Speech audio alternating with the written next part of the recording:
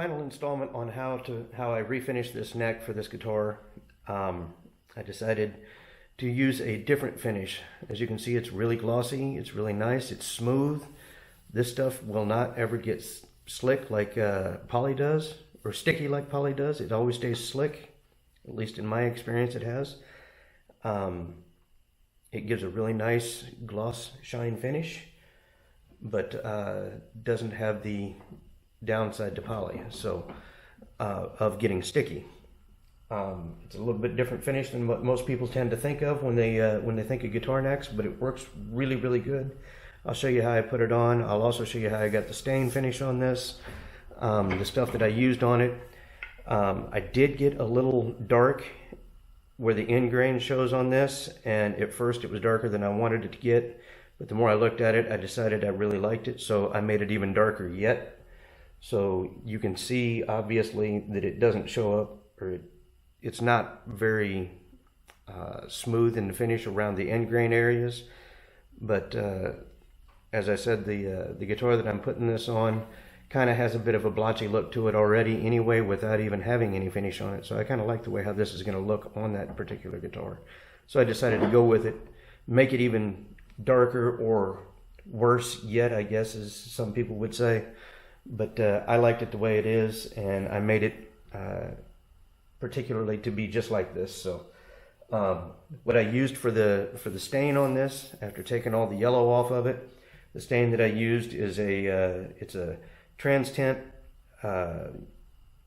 just concentrated wood dye that you mix with denatured alcohol, and I rubbed it on, let it sit, rubbed several different layers on it to get it to where I liked the way how the fretboard looked, and then I brought the rest of it to match. And then after I sanded, I had to reapply some, so you'll see that here in a little bit. The finish is nothing more than super glue. The entire finish on this is nothing more than super glue. As long as you take care of it just like a you take care of it just like a lacquer finish. As long as you don't get any acetone or paint thinner around it, this is going to hold up and be just as strong and seal, not just be a nice pretty finish, but it'll also seal it completely. The wood is completely sealed. It's basically completely encased in plastic like it would be a poly finish, but again, like I said, in my experience, this has never gotten sticky. Okay, now to bring a little light coloring back to this thing, get it back to kind of the rustic look that I had on it earlier that I liked.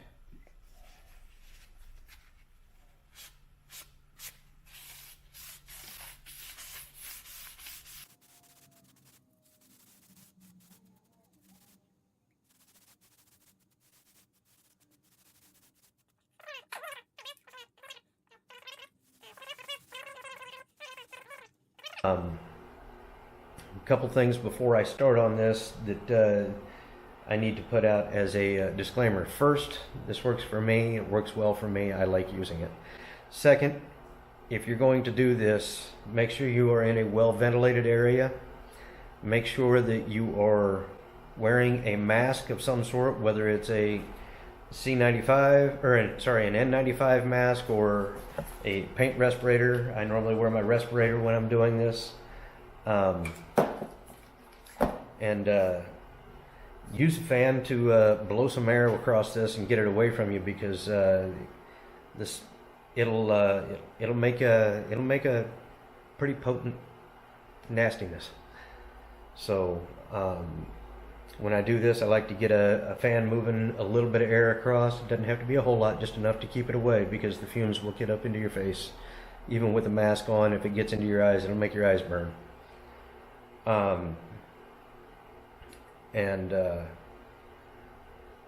You're also going to go through a whole lot of paper towels. Make sure you got a pair of gloves on, because you'll glue your fingers if you don't. The way how this works, I take a paper towel, I fold it up. I'm going to pour the CA into the paper towel, and then I'm just going to rub it on. It's just a rubbed on finish, very much like doing a like an oil finish, except it doesn't. The first layer will penetrate, and then once it dries, the rest of it will just build on top of it until you get the layer or the up thickness you want. And then once you get it built up, then you can sand it down and polish it out, and it'll come out looking like a poly finish, but it won't have the stickiness that most poly finishes have. It'll be smooth, and you can wax it out if you want, but you really don't need to. Once you get it sanded and smooth, or sanded and polished, it's pretty high sheen, pretty high gloss. It makes for a pretty piece of wood when it's all said and done. So like I said, what I plan on doing is I fold up a paper towel. I'm just going to pour some into the paper towel. I'm going to rub it on.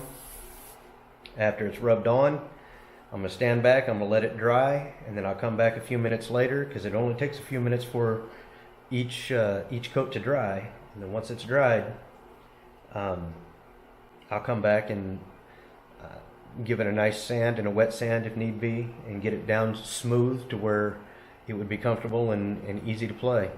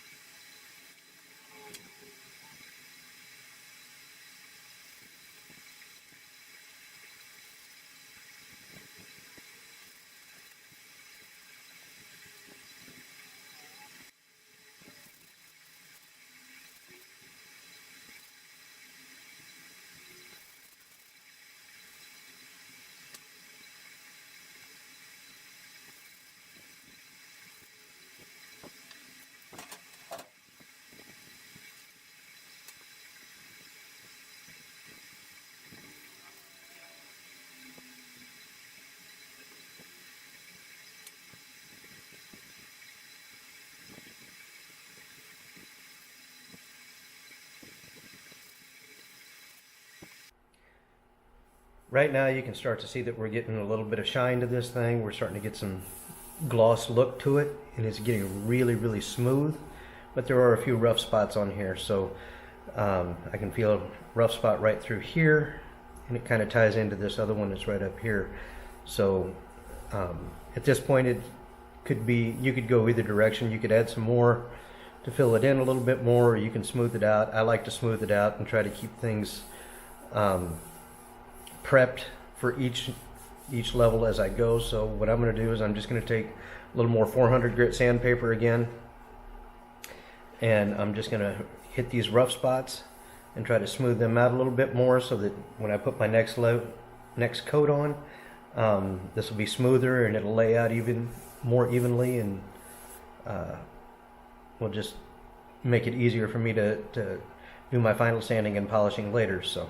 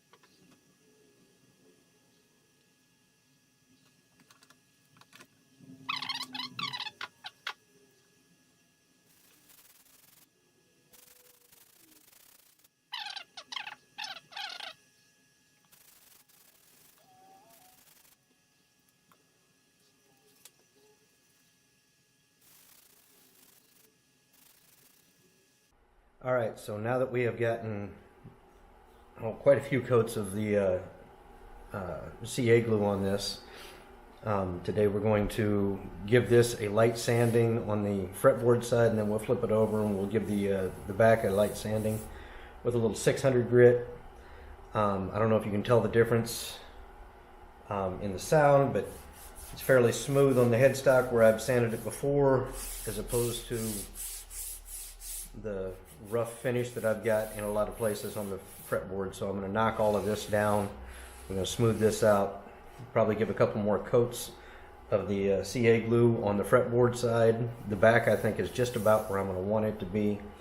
And after we get this part finished up, I'll be able to start doing the final sanding and the polishing and the prep work on this before I start putting the frets in it.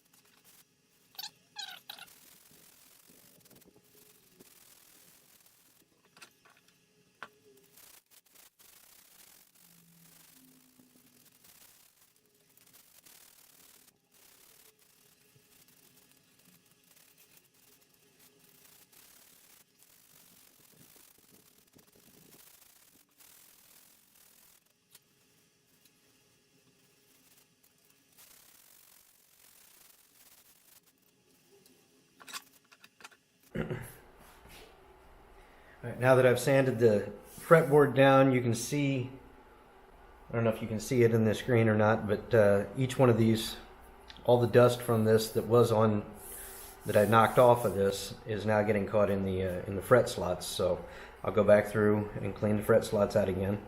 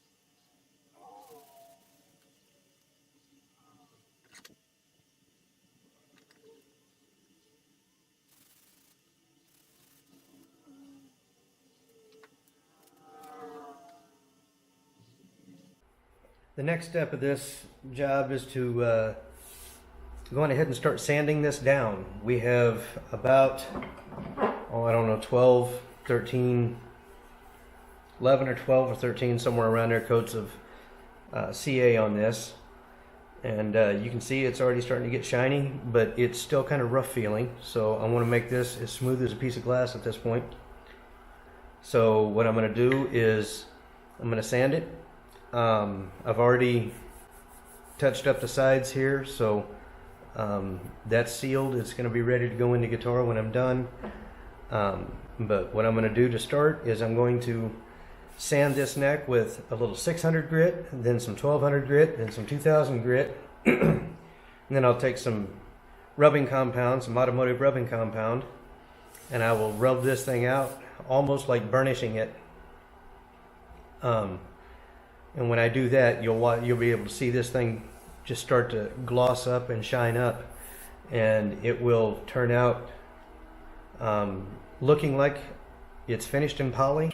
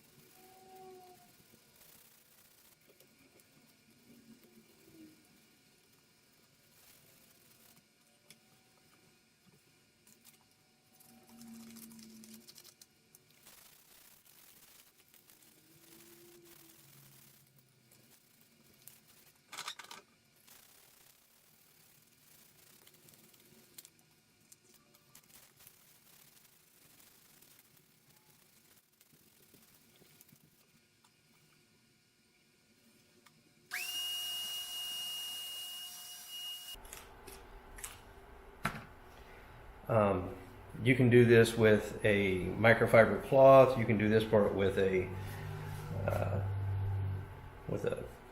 terry cloth towel. But I found that you can also do it just as well with the same thing I've been using all along, the good old trusty paper towel. Just put a little rubbing compound on it, and all we're going to do is we're going to put it on and just burnish this thing onto it.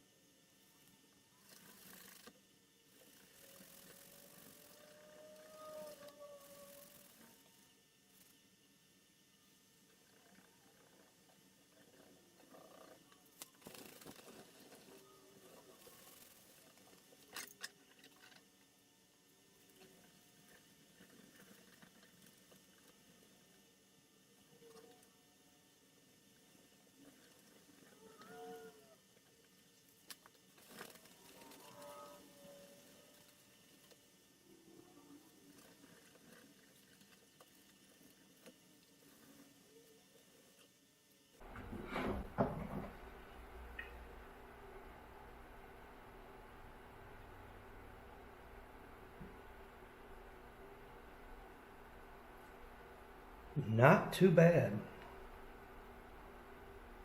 And this entire finish is nothing more than about a half a bottle of super glue.